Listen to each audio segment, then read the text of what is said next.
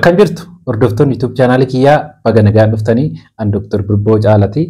Egaa har'a akkuma mata duree irratti dura argitan kana waa'ee cirracha kalee yookaan immoo renal stone isa nuti jennee yaamnu kana irrattan barnoota hawaasni keenya beekuu qaba jedhee yaade tokkoon qabadhee dhufee jira. Egaa waa'ee cirracha kalee kana irratti namoonni karaa garaagaraa gaafataa turanii karaa YouTube, karaa Facebook akkasumas immoo karaa fuula TikTok kiyyaa namoonni baay'een gaafachaa turanii maaliifini dhukkubni kun dhukkuba baay'ee komanii fi nama baay'een ittiin rakkataa jiru waan ta'eef namni baay'een gaafachaa ture.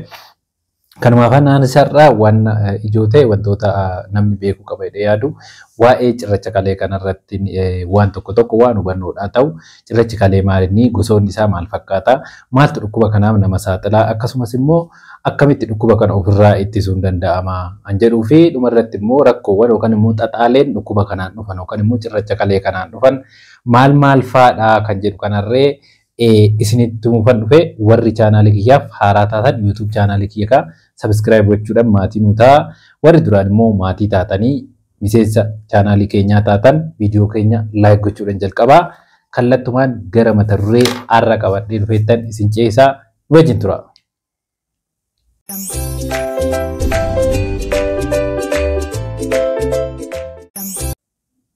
Egaa hiikuma isaatirraa gaafa kaanu cirracha kalee jechuun it's just a formation of hard minerals and salt. Albuudonni karaa fincaanii karaa kaleetiin calalamanii gara bifa fincaaniitiin yookaan fincaa wajjin gara alaatti ba'an gaafa walitti qabamanii bifa cirrachaatiin bifa cirracha xixiqqaatiin walitti qabamanii dura waan akka cirracha xixiqqaa ta'anii boodarra immoo walitti kolleekti ta'uudhaan stick walitti ta'uudhaan cirracha guddaa ta'uudhaan kan pireezenti godhan jechuudha. Egaa cirrachi kalee kuni jalqaba irratti usually kan inni uumamu keessoo kalee keessatti jechuudha. Keessoo kalee keessatti uumamuudhaan achi booda usually karaa gadiitti karaa caasaalee sirna fincaanii gara gadiitti deemaa jechuudha. Dhukkubni kun egaa naannoo dhibbeentaa 10 hawaasaa kan mudatudha. Kana jechuun nama 100 keessaa namni 10 dhukkuba kana yookaan immoo cirracha kalee kana ni qaba jechuudha. Kana jechuun dhukkubni kun hangam akka inni koomanii ta'e ilaaluun ni danda'ama jechuudha. Nama 100 keessaa nama 10 jechuun very common. It's very common. So kanaafidhaan illee ana waan kana har'a qabadhee dhufe jechuudha.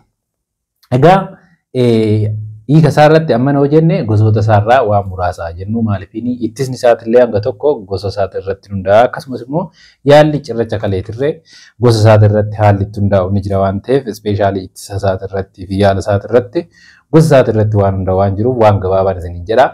Gadi fageenya isaa isiniif ibsuun hin barbaachisu maaliifin diteeliin isaa ogeessan malee nama kaaniif baay'ee barbaachisaa waan hin taaneef jechuudha. Gosa afur wayii qaba. Innis tokko oxalate stone jedhama. Oxalate stone jechuun gosa cirracha kalee keessaa isa baay'ee koomanii fi nama baay'ee irratti jiraatudha jechuudha. Oxalate stone kun kan inni jiraatu namoota naannoo ho'aa jiraatan akkasumas immoo namoota yeroo baay'ee dehydrate ta'an yookaan namoota yeroo baay'ee ho'a keessa jiraatan namoota yeroo baay'ee dafqan nama immoo dhangala'aa gahaa fudhan keessatti cirrachi kalee ta'u sun usually oxalate stone jedhama. Oxalate stone kun gosa cirracha kalee keessaa isa baay'ee koomanii ta'edha jechuudha. Kanaaf inni tokkoffaan oxalate stone dha jechuun lammaffaan uric acid stone kan jedhamu jira. Uric acid stone jechuun immoo inni kun gosa renal stone keessaa tokko ta'ee kan namoota goota yookaan immoo namoota rihii dhukkuba jedhamu qaban irratti kan jiraatudha jechuudha. Namoota dhukkuba rihii jedhaman qaban irratti kan jiraatudha. Maaliif namoota san keessatti rakkoo isaanii uric acidiin baay'achuudhaan hyperuricemia yookaan immoo uric acidiin dhiiga isaanii keessatti waan baay'ee ta'eef uric acid sun walitti kolleekti ta'ee carraa cirracha kalee uumuu turree ni jira jechuudha. Kanaaf inni tokko lammaffaan uric acid stone dha jechuudha. Inni sadaffaan struvate stone jedhamudha. Struvate stone kun baay'inaan namoota infekshinii kalee qaban irratti kan uumamudha jechuudha. Namoota infekshinii kalee qaban irratti gosa cirracha kalee keessaa struvate stone kan jedhamu kanatu uumamaa jechuudha. Inni arfaffaan cystine stone kan jedhamudha. Cystine stone jechuun ammoo namoota genetic disorder yookaan immoo rakkoo genetikii qaban irratti cirrachi kalee sababa rakkoo genetiksiitiin dhufu more baay'inaan genetic cystine stone kana qabaatu jechuudha. Kanaaf gaa kunniin gosoota cirracha kalee keessaa warra koomanii ta'anidha jechuudha kun arfan. So gosoota isaa irratti ammana yoo jenne Inni biraan mallattoolee dhukkuba kanaati. Mallattoolee dhukkuba cirracha kalee kanallee beekuun barbaachisaadha jechuudha. Maaliif namni baay'een illee mallattoo isaa beekuu barbaada waan ta'eef mallattoo isaatitti dabarraa jechuudha. Egaa dhukkubni cirracha kalee kun hundi isaa mallattoo hin agarsiisanii.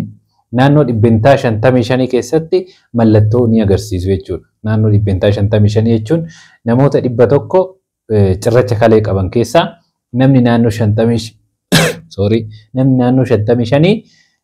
mallattoo ni agarsiisaa jechuudha. Mallattoo ni agarsiisaa jechuudha. Naannoo parsantii 45 sanaa gadi keessatti immoo mallattoon hin jiru jechuudha. Otuma dhukkubichi jiraatu cirrachi kalee otoo kalee isaanii keessa yookaan immoo daandii sirna fincaanii isaanii keessa otoo jiraatu mallattoo agarsiisuu dhiisuu danda'u jechuudha. Kanaaf yoo mallattoo agarsiisan mallattoon an akkamiitii an jedhu sallaallaa jechuudha. Mallattoo ijoon cirracha kalee agarsiisu tokko flank pain, colic type of flank pain. Colic type of flank pain jechuun dhukkubbii garaa yookaan cinaacharraan dhukkubbii itti dhaga'amu jechuudha. Dhukkubbiin cinaacharraanii kan sababa cirracha kaleetiin dhufu kun dhukkubbii biraatirraa akkamitti adda ittiin ba'a? Tokkoffaa dhukkubbii sun dhufee deema. Walitti fufee ta'u dhukkuba osoo hin taane amma ni dhukkuba baay'ee dhukkuba baay'ee sharp pain dhukkubbiin cirracha kalee yoo dhukkubbii fide baay'ee dhukkubaa jechuudha. Maaliif usually dhukkubbii cirracha kalee kun kan inni dhufu gaafa cirrachi kalee sun kalee keessa usually yoo kalee keessa jiru dhukkubbiin baay'ee jiraachuu dhiisuu danda'a. Kalee keessaa bahee gaafa gara uritariitti yookaan immoo bakka wayitiitti dhufee gaafa cufu jechuudha. Gaafa kalee keessaa gadi bahee daandii sirna fincaanii akka uritarii kana fa'aa keessattuu uritarii keessatti bakki tokko bakki dhiphaan hin jira. Bakka sanitti dhaqee gaafa rakkatu dhukkubbii hamaan jiraata jechuudha. Dhukkubbii sunis dhufee kan inni deemu yeroo uritarii sun walitti kottooffatu dhukkubbii sun itti dhaga'ama. Yeroo inni immoo diriirfatu yookaan diriiru dhukkubbii sun itti wayyaa'aa jechuudha. Kanaaf dhukkubbiin hamaan kan jiraatu gaafa cirrachi kalee sun kalee keessaa bahee gara gadiitti gadi deemee jechuudha. Kanaaf dhukkubbiin isaa maadhaan beekama? Tokko dhufee deema. Lammaffaa qixa kaleetiin cinaacharraan qixa kaleetiin jiraata jechuudha. Handhuurarraan maaloo ta'e suni cirracha kaleetii miti.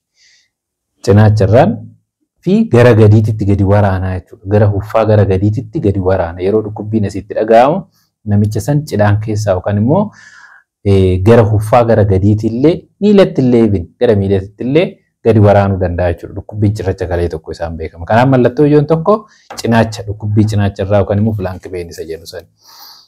Mallattoon biraan hematuuriyaa yookaan immoo dhiigni fincaan keessatti argamu. Namni sun maal arga? Fincaan isaa diimataa jechuudha. Fincaan koo beena diimatee kaleessaa kaasee garaa dhukkubbiin hin jira dhufee deema. Fincaan koo diimataa siin jedha dabalataan dhufee.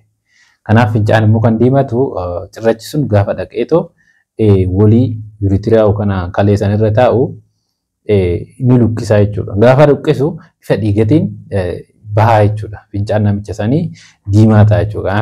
Biraan maanni fincaan diimachuu kan hematuuriyaadha.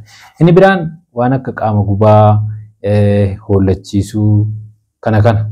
Sun usually yoo infekshiniin afuuffee fincaanii yeroo jiraatu sababa cirracha kalee kanaan infekshiniin gaafa jiraatu mallattoon kun hin jiraata jechuudha. Inni biraan mallattoon dhukkuba kana agarsiisan ol cabsaa fi garaa hammeechuu fi ol deebisaa nausea and vomiting kan jedhu kun illee mallattoo dhukkuba kanaati jechuudha. Mallattoo dhukkuba kanaa ta'uu danda'u jechuudha. Kanaaf kunniin mallattoolee ijoo dhukkubni kun cirracha kalee namni tokko cirracha kalee qabaachuusaa agarsiisudha jechuudha. Ta'utii garuu mallattooleen kunniin mallattoolee dhukkuba biraallee ta'uu waan danda'aniif waan kun qorannoodhaan adda ba'a jechuudha. Qorannoodhaan adda ba'ee namni kun cirracha kalee qabaa jedhameetu adda ba'a jechuudha. Kanaaf egaa kutaa har'aa keessatti kana laallaa. Kutaa ittaanu keessatti immoo saaxiltuun dhukkuba kanaa maali? Akkasumas immoo akkamitti dhukkuba kana ofirraa ittisna? Yaalli dhukkuba kanaa maal fakkaata? Xaxaan dhukkuba kanaa hoo maal fakkaata? Kan jedhu kana kutaa ittaanu irratti ilaalla waan ta'eef har'aaf fayyaa nagaan tura. Warri immoo chaanaalii keenya haaraa taatan YouTube chaanaalii keenya irra deebi'uudhaan subscribe godhaa. Akkasumas immoo gaaffii biraa soo qabaattan gaafachuu dandeessu. Fayyaa kutaa ittaanu irratti wal agarra.